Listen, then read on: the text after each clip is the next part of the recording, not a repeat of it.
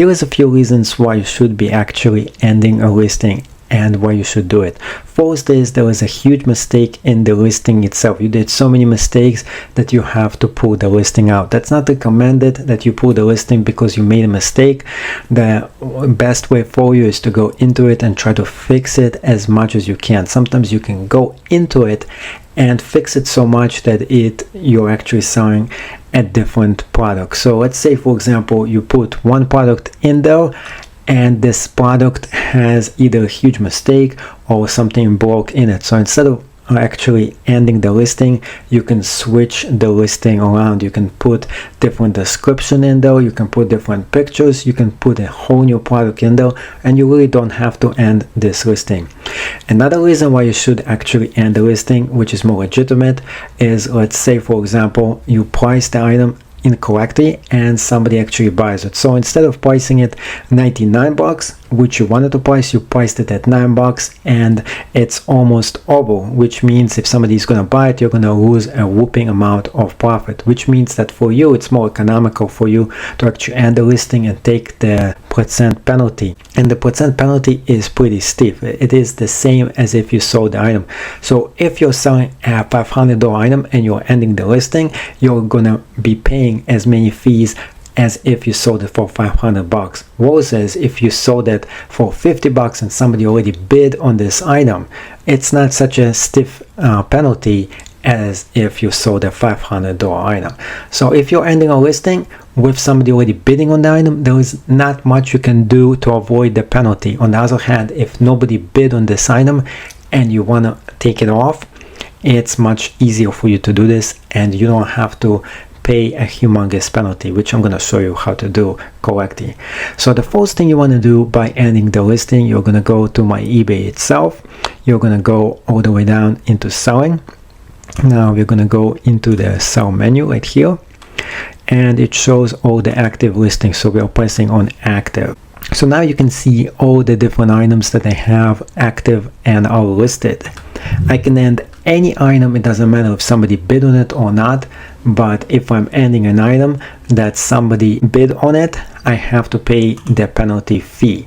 On the other hand, an item like this that doesn't have any bids on it, I don't have to pay the penalty fee by doing a very smart thing. There's two things that you can do. One, if you do this once every 6 months, you don't have to pay the penalty fee for one item. Now, if you end more than one item within that time period, you will get charged for it. So if this is the second item that I'm ending, what I have to do is go to actions. Then it says more actions. We are going down right here, and here is the thing that we are looking for. It says end item. We are pressing on this once. It's going to give us the sign in menu. You're pressing on sign in, and here is all the reasons for you to ending this listing. Now, it doesn't matter what the reason actually is, you're still going to pay the penalty fee. What I want to do is to show you how to avoid paying the penalty fee, and this is really the simplest way to do this.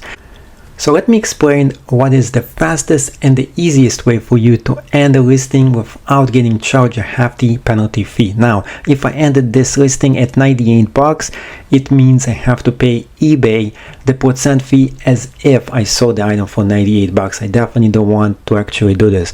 And plus, if you have a shipping added to the item itself, you probably have to pay money for the shipping as well. So you're paying not only for the listing of the item itself, which is $98, the percent profit from that, you're also paying for the shipping. So if this item was shipped for like $50 and something, now you're paying 50 plus 98, this whole amount, as if you actually sold the item right there.